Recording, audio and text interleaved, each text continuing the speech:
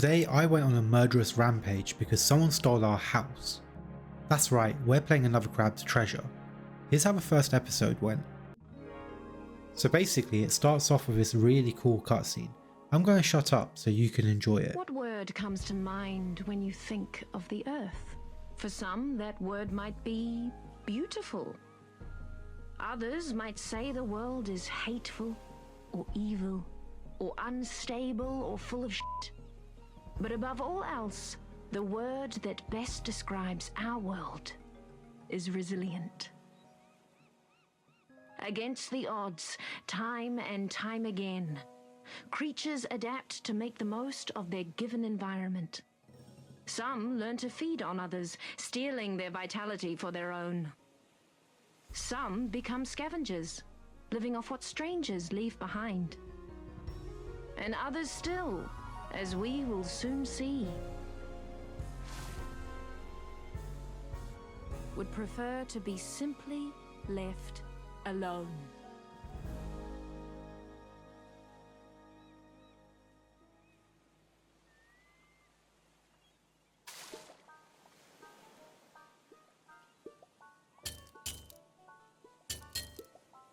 Go away!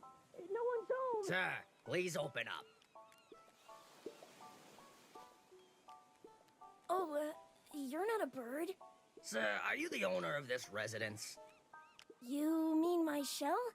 Yeah, it's mine. Do you like it? I represent the Royal Duchy of Slacktide, which has recently annexed the territory surrounding and including this tide pool. I'm here to inform you that you have outstanding taxes that date back in upwards of 10 tides. If you are presently unable to pay this balance, the Duchy will claim you home until you... Hold on. I've got some questions. First of all, what's a duchy? Also, taxes? Okay, so basically, the Duchess of Slacktide owns this whole area now. And she puts a lot of effort into keeping it safe. So, everyone who benefits from that has to abide by her rules and pay up once per tide. There's still plenty of birds here. I don't know if it's really safe. Look, kid, I don't have time to argue political nuances here. I've got a lot of tax evaders to get through. You gotta pay up right now, or I'm gonna have to repo your property. Got it? Okay. I think I've got a hard kelp or two around here somewhere. So as soon as that cutscene ended, our first job was to go find something that we can use to pay our taxes. So we found our stash of heart kelp pods.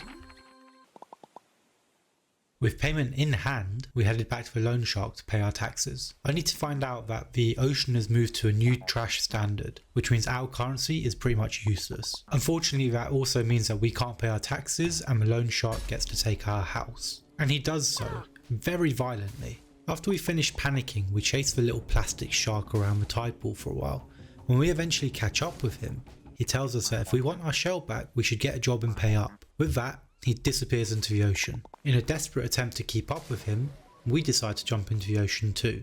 Upon arriving at the floor of the ocean, we're treated with our first move, the ability to swim, which we put to use straight away. We also learned how to climb things, and even picked up our first item, a bread claw. Moving on from our small win, we stumble across a fellow crab. It quickly becomes clear that something isn't right, and next thing we know, they're coming at us from all directions as we swim for our lives. Eventually, we reach the safety of a ledge. Looking back, we can see we had good reason to run. After taking a quick breath and contemplating our life choices, we push ahead and dive into a cavern. In this cavern, we finally find our first weapon, a rusty fork, something to defend ourselves against these mindless crabs. Of course, to make sure the fork actually worked, we swung it around in the air a couple times, destroyed some glass bottles, and then eventually encountered another crab. And this is where we learned to focus, which gave us the ability to lock onto other enemies. After swiftly winning our first fight, we met another crab and discovered we can dodge attacks too. Having put 2 crabs into the ground already, a third crab decided to try its luck. With the crabs out of the way, we continued our platforming journey and discovered something interesting. Behind these glass bottles, there was a purple crystal. When we destroyed it, we collected, well, something. Hopefully we'd discover a use for it in the future. After a bit more jumping around, we found a spot where we could rest our feet. we discovered that when we touched the current, a moon snail shell appeared. This was a place where we could rest to recover health, and in the event of our death, we would revive here too. During our rest, we had a quick look at the level up menu and our shell collection, which was empty. Fully rested, we left the shell and immediately ran into our loan shark friend. The shark complained about how persistent we've been and told us that our shell now belonged to a Duchess. He told us that if we wanted it back, we would need to take it up with her, and his job here was done.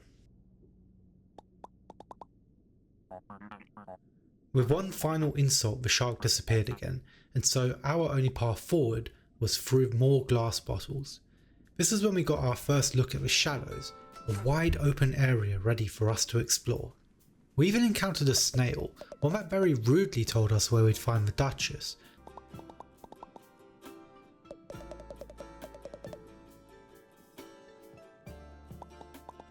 After a bit of back and forth, he started accusing us of being freeloaders, and then proceeded to attack us.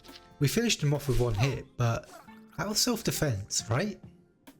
Right? Annoyingly, the snail shell didn't even fit us. On the bright side, we knew where to go, and we could see it in the distance. The question was, how challenging is the journey to get there? Well, we had a quick look around to check out the views, and I'm sure a few of you noticed the crab that walked past in the background, right? Well, I didn't see that, so imagine my surprise when I suddenly got sneak attacked.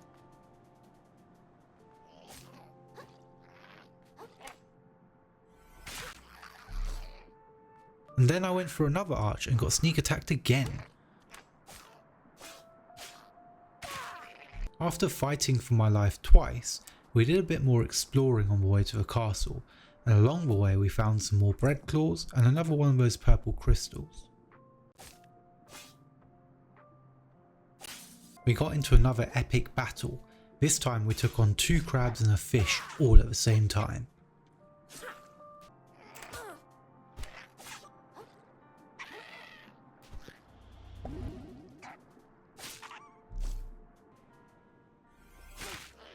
To be entirely honest, I'm impressed that I survived that. With the enemies out of the way, I found a few interesting pickups. The first was a blood star limb, which is a severed limb from, well, a blood starfish. Apparently if I collected 4 more of these, I can increase my vitality, whatever that means. The second interesting item was this barbed hook, something I could supposedly use to reel prey in from a distance, but this needed combining with a sturdy piece of string that I didn't have. Finally, we also picked up our first stowaway.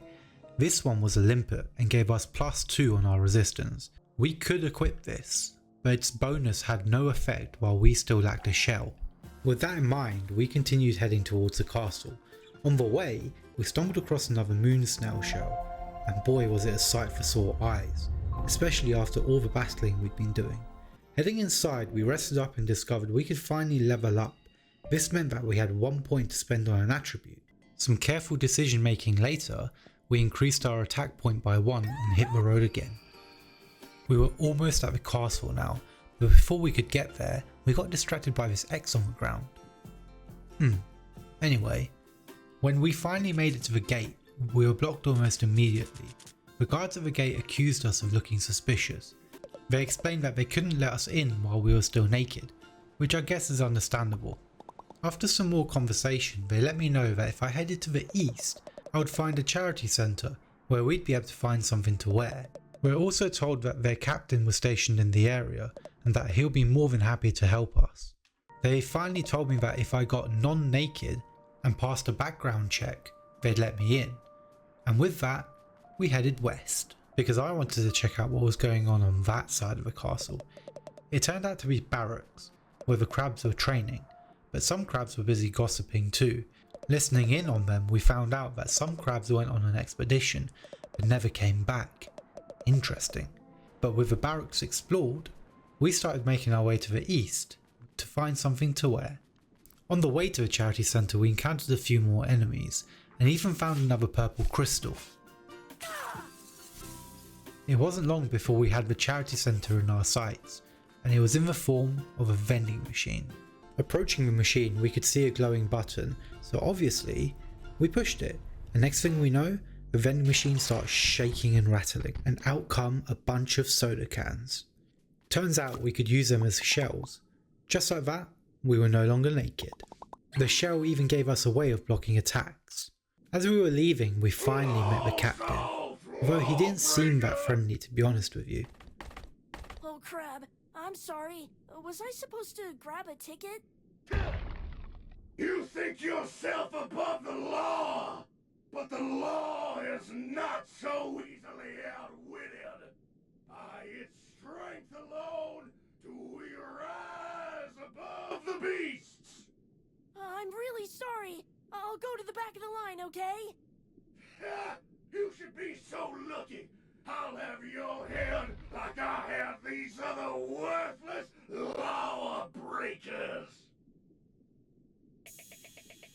And with that, we started our first boss battle, and then ended it pretty much immediately. It's worth noting at this point, but I've actually never played a Souls game, so being killed this quick felt pretty brutal. I didn't keep count of how many times I died, purely because it might actually reveal how bad I am as a gamer. But let's just say it took me a moment to even land some hits on this dude.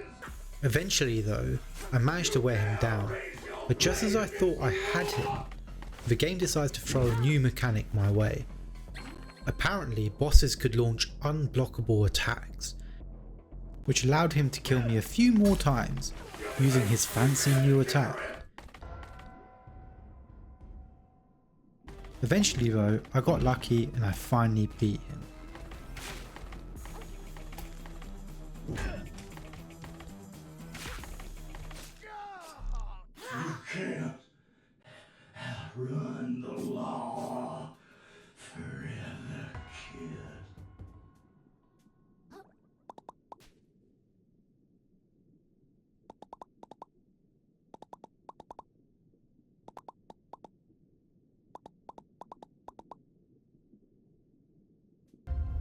After I beat him, a new moon shell was revealed, which gave us the opportunity to level up again. This time, we put the point into our vitality. After we finished resting, we headed back to the castle, where the guards opened the gate and let us in. Finally, we were about to meet the Duchess. Or maybe not, there's a queue. We spent some time here and chatted to some of the crabs in the queue, and then decided to just skip the line and head inside. Except, apparently Bert had a problem with that. Luckily we'd come at the right time, and the Duchess happened to be taking walk-ins for the next 15 minutes. Much to the dismay of Bert. This was it, we were about to meet the Duchess. Clear our taxes, get our shell back. Never mind, she just wanted to talk about herself. Do you like my castle, little hermit? Eventually, she agreed to give us an extension on our taxes, but only if we went to look for her missing platoon, I mean, yeah. and bring her back something actually, shiny. these are Oh, perhaps we can work out a deal, little hermit. My castle still lacks a certain panache, pizzazz, flair. Je ne sais quoi. A platoon went out on my behalf to recover something shiny and gorgeous from the cave to the west. But those buffoons haven't reported in since. Such climb the western tower to begin your, then catch up with my platoon and return to me with trinket in claw, and we can speak of delaying your tax payments for no longer than 2 calendar tides. So off we went. While exploring some of the rooms in the castle, we found a room with an obstacle course. At the end of the course, we picked up a new item. A fishing line. With this, we could grapple towards fish hooks. We used it to get out of the room that we were in, and then headed over to the room opposite. This room was a mess. Speaking with the crab in the room, we discovered that their shipment of defensive urchins had spilled. Being on a tight schedule, we let the crab know that we needed to get up to the top of the tower on the Duchess's orders, and proceeded to start climbing using our fancy pants new hook. On our way up, we suddenly had to dive out of the way as a huge urchin comes rolling down the stairs. When we eventually get to the top, We find a sheepish looking crab. Turns out he was the one that dropped the urchin earlier.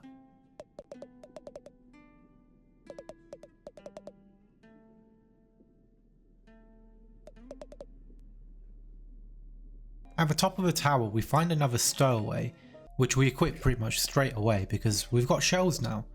We also unlocked a new shortcut which might come in handy later.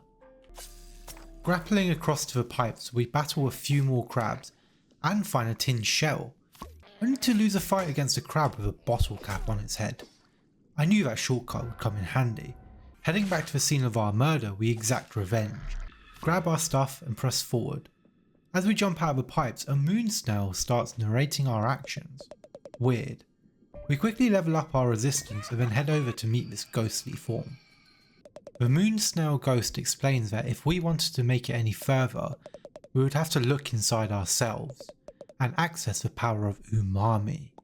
Of course, we had no idea what the snail was on about, and feeling pity on us, the snail opted to manually awaken the power inside us instead. And just like that, we unlocked the ability to cast spells. The game explained that different shells carried different spells, and that we use Umami charges to fire them. The moon snail then created a crab for us to try the spells on. Pushing forward, we battled against some more crabs and even rode a few jellyfish. I'm not gonna lie, I died a lot, and the problem was that the more I died, the more impatient I became, which caused me to die even more. It took some effort, but eventually we made it to this cliff edge, and I could smell another boss battle. We leapt into the arena and ended up face to face with our next boss. This time around, I held my own. I dished out some solid damage. We even got to learn what a crushing attack is, and why we really need to avoid getting hit by that. I spent some more time trying not to die, but failed miserably. Eventually, I managed to stay alive long enough to win the fight.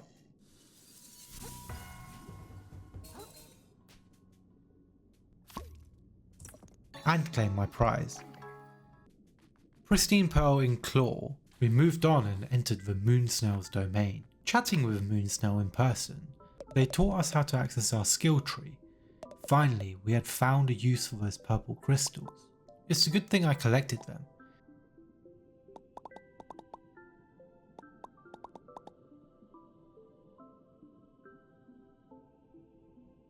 Using the tree, we unlocked a few new abilities.